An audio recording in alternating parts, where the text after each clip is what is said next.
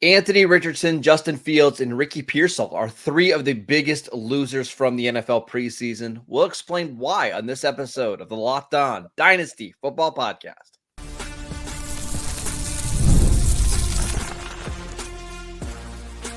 You are Locked On Dynasty Football, part of the Locked On Podcast Network. Your team every day. Here are your hosts, Marcus Mosher and Kate Madjuk. Welcome back to the Locked On Dynasty Football Podcast, part of the Locked On Podcast Network, your team every day. We'd like to thank you for making us your first listen of the day. Today's episode is brought to you by FanDuel. Now through September 22nd, all FanDuel customers can bet $5 and get a free 3-week trial of NFL Sunday Ticket from YouTube and YouTube TV. Just visit FanDuel.com/lockedon to get started. Welcome back. I am your host, Marcus Mosher. You can follow me on Twitter at Marcus_Mosher. And joining me today, as always, is Kate Madjuk. You can follow her on Twitter at Kate Madjuk. You can also read her over at Yahoo. On today's show, we are breaking down some of the biggest losers coming out of the preseason. And Kate, let's start with Anthony Richardson. While it was nice to see him on the field, I think fantasy managers were certainly hoping for a little bit more. Yeah, and let's say it was kind of the prototypical Anthony Richardson experience that we've had to this point, which, again, it is only preseason. So I cannot stress enough that we should not overreact. But the fact that we came out a full year, and granted, again, rehabbing that shoulder injury, but the fact that we had kind of the same Anthony Richardson experience where there were kind of these highs and then these low lows, that was kind of what we had last year, right? Yeah. And we come back to the fact that, yes, there can be a lot of excitement for what a player brings in terms of their athleticism, in terms of arm strength, in terms of mobility at the quarterback position, but none of it matters if you can't hold the job because you're not an accurate passer or because you're not reading the field and making these, some of the layup plays, right? Yep. You got to make the layup plays before you can graduate to the big boy, big time throws and the big time rushing plays, because those every down plays are the ones that maintain your stability in the league for a long time. And there were some good moments, just to be clear. He had a nice Yeah. drive. I believe it was in the third preseason game where he marched the Colts first team offense right down the field. He threw a touchdown to A.D. Mitchell, really good. On the next throw that he had, it was a pick six the other way. I think it was week 2, just looked off. Or it was in week 1. Just looked off. The offense did not, I think they got 1 first down in the 2 drives that he was on the field. His accuracy was all over the place. And when I'm drafting Anthony Richardson as QB6, you just want to see that type of quarterback make some routine throws routinely, right? And unfortunately, he's just not there yet. Now, that's not to say that he can't get there. He's a very young quarterback that has not played a lot in the NFL. But I think there are some fears that this could be really rocky out of the gate. Interestingly, they do have a lot of talent in this offense, right? When Josh Downs is finally fully healthy, you're going to have a wide receiver trio of Michael Pittman, Josh Downs, and A.D. Mitchell, who not a guy that I think is going to be a consistent every down contributor, but boy, does he offer a ton of upside on a play-to-play basis. You add in the explosive playmaking with his legs. You add in Jonathan Taylor.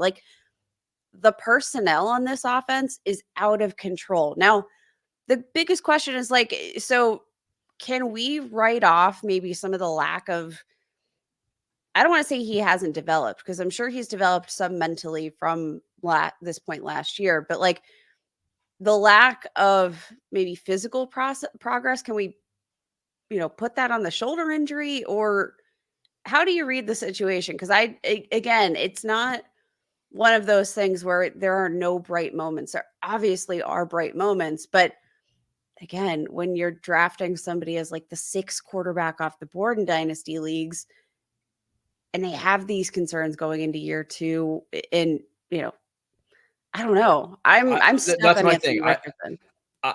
I'm still buying Anthony Richardson. I am, because he's just too talented. And I think if he hits, we're talking about somebody who could be the overall QB1 any single week, right? Like, he's got that type of upside. But I will also acknowledge, unlike any of the other quarterbacks that are being drafted around him, let's just go over them.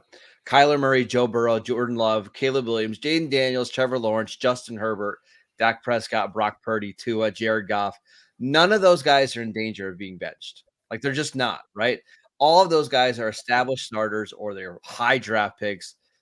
Anthony Richardson, I'm not saying he's going to get benched this year, but I could see a world in which the Colts go into the 2025 season bringing in another veteran quarterback because they're just not sure what Anthony Richardson is going to be in the NFL. So there's just I feel like it's going to be Jacoby Brissett, because Jacoby Brissett is always that dude, man, coming in. He's like Mr. almost going to steal your job because he's good enough to be like a bridge starter. Like, it's always Jacoby Brissett. No, I'm just looking at this situation and I'm thinking, okay, and again, very limited sample size here, but I just keep going back to the fact that, like, yes, if I love Anthony Richardson's upside, why am I not just going to go get the guy that I think is the better passer, who is just as mobile, who I can get several rounds later in Jaden Daniels? Like, and again, just the preseason, just a limited sample size, but Jaden Daniels looked a lot better this preseason than Anthony Richardson in terms of his ability as a passer right off the gate. And that was an assessment I had already made heading into the preseason. I already thought that Jaden Daniels offered more in terms of overall accuracy, touch as a passer than Anthony Richardson does. So, like, I'm out on Anthony Richardson unless like Jaden Daniels is firmly out of grasp for me, because I'm not saying you trade them one for one, but if I'm the dynasty manager, which I am, I would rather have Jaden Daniels plus a little something extra than I would Anthony Richardson, period, right now. Would you rather just have Jaden Daniels straight up over Anthony Richardson? I'm not advising to do it, but yes, I would prefer, like, this is kind of that realm of thinking where you have to, like, say, I think Jaden Daniels could reasonably outscore Anthony Richardson this year pretty Well, easily. I was going to say my biggest fear about Jaden Daniels is he's just so skinny, right, that I worry about him holding up in the NFL. But at the But same Anthony time, Richardson's the one that exactly. also has health concerns. So, like, again, I think I'm trying to remember the phrasing that we used when we first scouted Jaden Daniels. Like, I think we said he's like the Johnny Knoxville of football. Yes, that's the our way that comp, he is, Johnny Knoxville. he is so, that was his comp. Like, he is so reckless. But again, Anthony Richardson, I don't know that he's shown that much more. Like, yes, he's bigger, but I don't know that he shows that much more regard for his body. Like, both of them are going to have to protect themselves better if they want longevity in this career. So, like, why not just roll with Jaden Daniels, Mr. String Bean himself, who has just as much upside as a runner? Again, I think was a better passer coming out. It's not like he has that much less experience than Anthony Richardson here in terms of live game reps in the National Football League. No. Like, if I'm going one for one, and again, I'm not saying you value them one for one, because, like, you'd be silly. You wouldn't be maximizing your trade value here of Anthony Richardson. I'm just saying, I would just point blank rather roster Jaden Daniels because I like him better. And I feel like I'm only ranking Anthony Richardson as high as I am right now because I feel like I have some sort of obligation to it. Maybe this is when I need to put my foot down and say, I think Jaden Daniels should be, ranked just as high as Anthony Richardson in Dynasty, period. There's a good chance that we get through like week 4 and Anthony Richardson is just a much better passer than what we saw in the preseason, right? Like, he works out all the rust, this offense is clicking, and all of a sudden he's a top 5 quarterback. I could also see this one being really frustrating if you're watching the games and it's hard for the Colts to sustain drives because he's just not hitting some of the easy throws. And yes, you're getting the rushing production, but you're not getting the passing production to make it worthwhile to start him every week. So again, I am still in on Anthony Richardson, but I have to admit this preseason did make me a little bit nervous. Okay, there's another quarterback that disappointed in the preseason from your favorite team. Let's talk about Justin Fields next. This episode is brought to you by FanDuel. You've heard us talk about FanDuel all summer long, America's #1 sportsbook. But we got something a little bit different for you. Now through September 22nd, all FanDuel customers can bet $5 and get a 3-week free trial of NFL Sunday Ticket from YouTube and YouTube TV. Then with a YouTube TV base plan, you can watch every regular season Sunday afternoon out of market game. All you need is a Google account and a current form of payment, and you can cancel anytime. I've been a Sunday Ticket user now for almost 20 years. Absolutely fantastic. I can't imagine my life without it. Being a Cowboys fan from Pennsylvania, I wouldn't get to see my favorite team play, but Sunday Ticket allows it to be possible. It's so fantastic. Go check out FanDuel as well. They've got all the week 1 lines up. They got the futures lines up. You can go bet on who's going to make the playoffs, who's going to win the Super Bowl. Just visit FanDuel.com/LockedOn to download America's #1 sportsbook. Welcome back to the Locked On Dynasty Football Podcast. We'd like to thank you for making us your first listen of the day. For your second listen, go enjoy the Locked On Fantasy Football Podcast. Get daily insights to the best fantasy draft strategies so that you can win your league this season. Part of the Locked On Podcast Network, your team every day. All right, Kate, let's talk about Justin Fields, because I was of the belief that I thought Justin Fields was going to dominate the preseason with Russell Wilson limited because of his calf injury. I thought we were going to see Justin Fields just put on a show, right? Like, he's somebody who has started multiple years in the NFL, going up against backups and third stringers. I thought he was going to have 500 total passing yards, 5 touchdowns throughout the preseason. Didn't really happen. Did not really happen. And he had every opportunity here. So, like, I'm going to call Justin Fields a training camp and a preseason loser. And again, I've kind of made it clear from get-go that I think this is Russell Wilson's job. I think the narratives of a quote-unquote quarterback competition are extremely overblown because, again, I follow the Steelers very closely. You can check out my work over at Behind the Steel Curtain SB Nation site. Plug. I just never got the sense that the Steelers were actually interested in, utilizing Justin Fields as a starter. I think they were looking for a backup, a backup upgrade. I think they were looking to hit the reset button. Like, they've already kind of worked on fixing Justin Fields' mechanics a little bit. Like, I think they literally want to use this as a hard reset. And maybe they could have a franchise guy in year 2 and beyond. But this was about like fixing Justin Fields. And let's not forget that this is a Pittsburgh Steelers organization that they play defensive football. They play possession football. And like, one of the things that brought Russell Wilson is like, oh, I found this so intriguing, was the fact that, like, this defense can set you up around the goal line at any given moment because of their ability to generate turnovers. That's what the Steelers do. Yeah. What they don't do is give away the football. That is so far and away the opposite of where Justin Fields is at. Now let's look at his overall production. He had 11 drives here in the preseason. Like, again, had some ups and downs from a passing efficiency standpoint. 70.4% completion rate, 199 passing yards, 0 touchdowns, 0 interceptions. So, like, okay, took 5 sacks in this game. 48 rushing yards, only averaged 3.7 yards per attempt, 4 fumbles. And I want you to focus on that fumble part so hard, because that's what the Pittsburgh Steelers won't do. Remember, they had Kenny Pickett firmly installed as a starter here, despite the fact that he threw 13 total touchdowns over 24 starts. You know why? Because he stopped turning the ball over. Like, they will sacrifice some of the big play and excitement if that means they're not turning the ball over. They were content with Kenny Pickett. As a Steelers fan, I was like, the injury was really the only thing that forced Kenny Pickett out of his role, because they suddenly saw, okay, Mason Rudolph provides more upside and he's not turning the ball over. Like, that was our concern.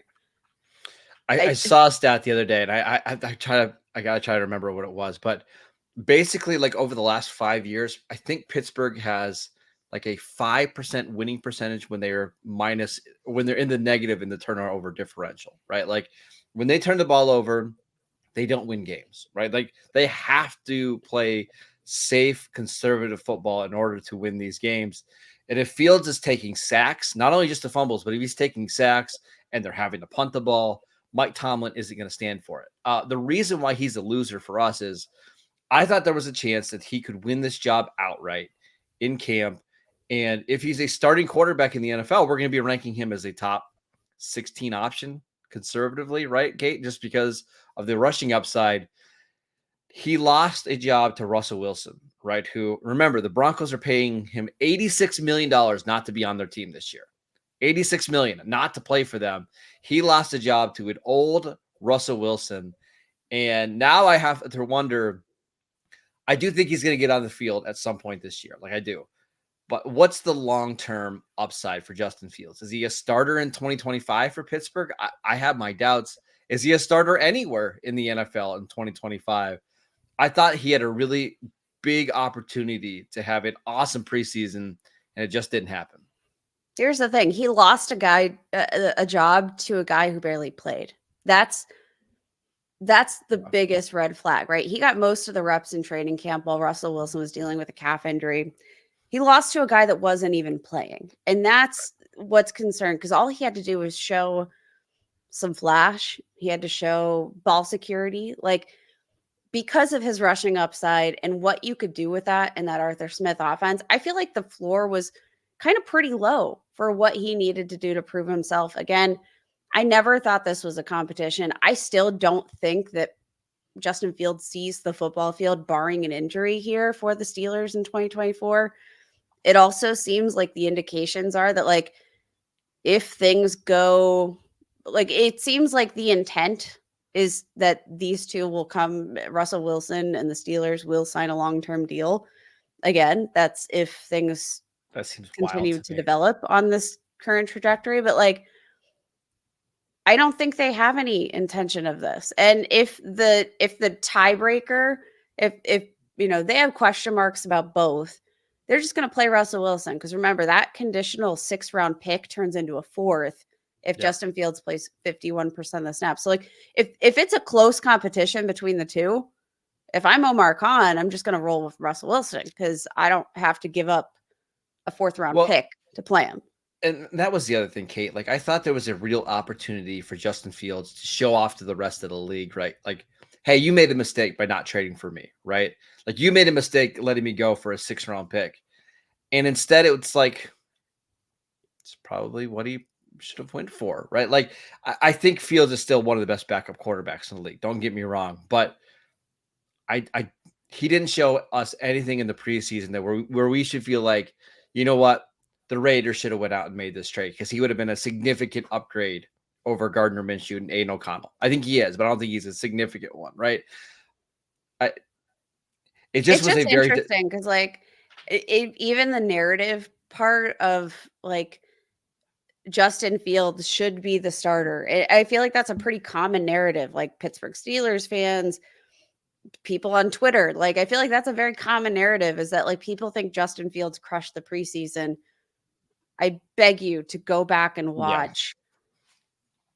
It's not good. You can't have 11 drives and only get into the end zone once, right?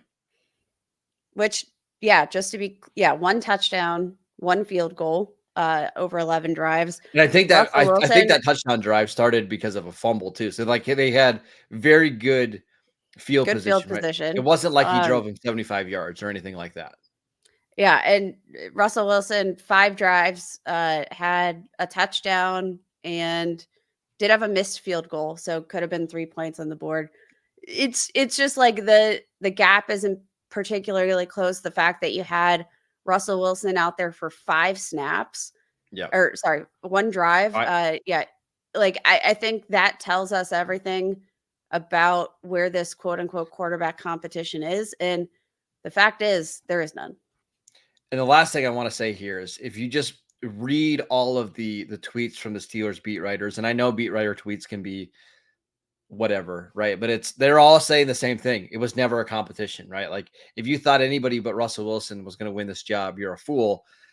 Kind of shows you what kind of training camp maybe Justin Fields has. Like if he's significantly behind Russell Wilson at this stage of Russell Wilson's career, I think that's a telltale sign. Kate. Let's real quick talk about what are you doing with Justin Fields in Dynasty right now? He's QB 27. That's like high behind Baker Mayfield, Michael Penix. Ridiculous. I mean, those guys are actually going to play. Well, Penix, we'll see, but Baker's actually going to play, right? Like, give me the guys that are actually going to put up fantasy points each week. Who would you rather have in Dynasty right now, Justin Fields or Russell Wilson? Neither, but no, you have to pick one. Probably Fields. Because what is the upside with Russell Wilson? Because I don't see it, right? Like, at least if Fields gets on the field, he could be somebody that you start. I don't see it with Russ. In a super flex league, Russ absolutely has upside. Last year, he was pretty much a QB 10 to 12 on any given week. Like, again, not a ton of upside there, but that's average like 17 fantasy points per game. You'll take that all day from your QB2 in a super flex league. Being drafted right now, QB 31. I think that's great value for a guy that, again, could be the future of the Pittsburgh Steelers. All right, let's talk about some rookie receivers that did not show up in the preseason at all. We will get to that next.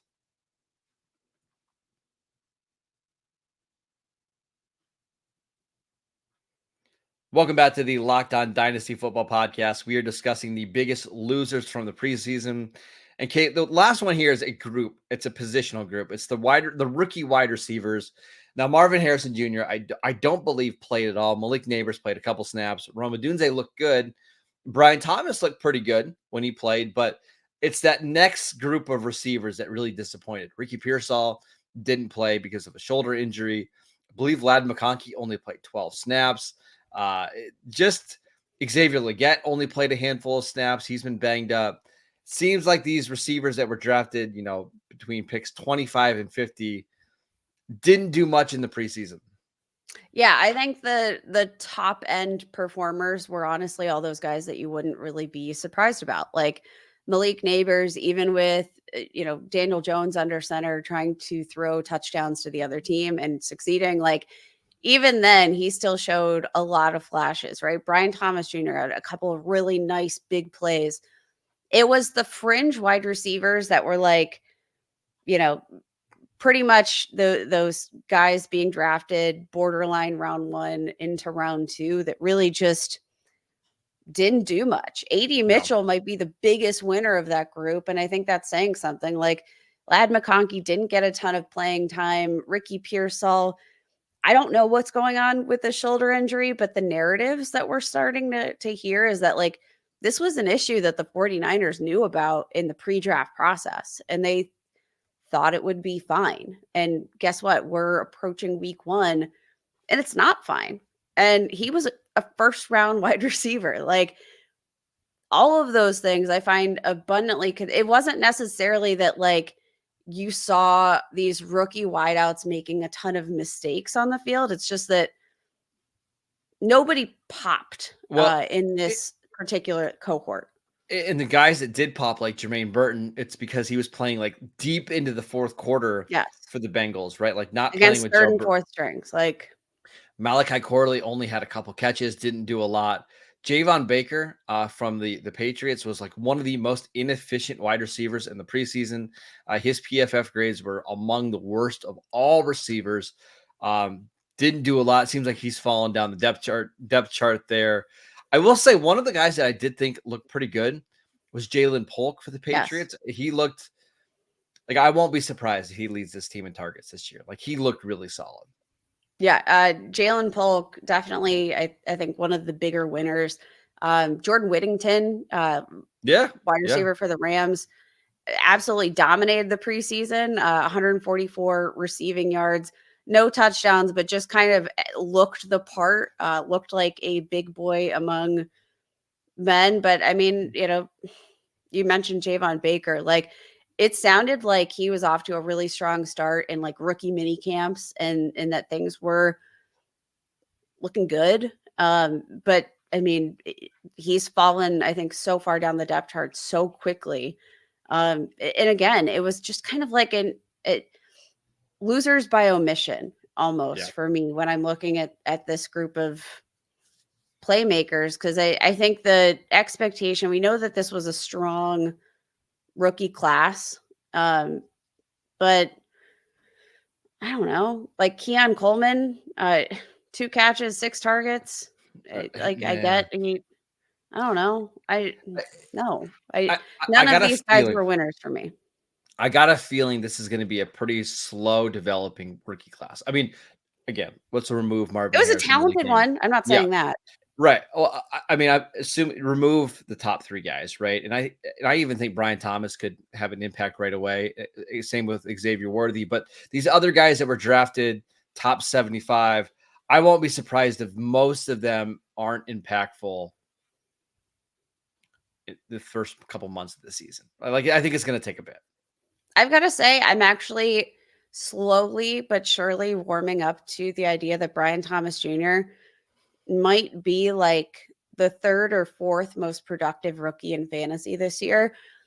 And again, maybe that's not to say much, but like right now in redraft leagues, being drafted as, like wide receiver 50 something. And I mean, even in Dynasty, his price is pretty intriguing overall. Wide receiver 38, like being drafted behind a Christian Watson. I'll take Brian Thomas Jr. over Christian Watson any freaking day of the week. Like Brian Thomas Jr. being drafted almost a 10 full spots on average behind Keon Coleman. Give me Brian Thomas Jr. Are we serious? The one I just want to. No, you're not crazy. I think Jalen Polk is still the best value. Wide receiver 52. I really, really like what I saw from him. I would take him right over Ricky Pearsall right now, who's being drafted wide receiver 46. I just think Polk's a better player. Yep. Yeah. And better opportunity to a wide receiver 1 target share. Well, and we should also mention with Pearsall, like one of the reasons he's a loser on this list, I kind of assumed that Brandon Ayuk would be traded by now, right? And he would slot into like the number 3 job behind Deebo Samuel and Jawan Jennings. Hasn't been the case. Like Brandon Ayuk is still a 49er. He's been traveling with the team. And if Ricky Pearsall is the 4th receiver on a team that has Christian McCaffrey, George Kittle, Deebo Samuel, Ricky Pearsall, Kyle Juszczyk, Jawan Jennings, he's just not going to play, right? Like, so a first-round rookie receiver that could be a healthy scratch every week, not great. Yikes. Big yikes. Again, that's not to say that these guys can't rebound. And this is just the preseason. So take it all with a grain of salt. But we do have to digest the things that we saw. So this is us digesting the things we saw. And absolutely. Yep. Yeah. All right. That is it for today's show. We want to thank you for making Locked On Dynasty Football your first listen today. Now go listen to the Locked On Fantasy Football podcast. Get daily insights to the best fantasy draft strategies so that you can win your league this season. You can find the link to the Locked On Fantasy Show in the descriptions of this podcast, so you don't even need to go out and search for it. Part of the Locked On Podcast Network, your team every day. Go follow Kate on Twitter at Kate Majuk. I'm at Marcus_Mosier. Go download the podcast wherever you get your podcast. We are free and available on all platforms. We will be back tomorrow with Matt Williamson. We're going to do some mailbag stuff. Later on in the week, we'll look at some new ADP from Dynasty League Football as we get you ready for week 1 of the NFL season. We will see you right back here tomorrow.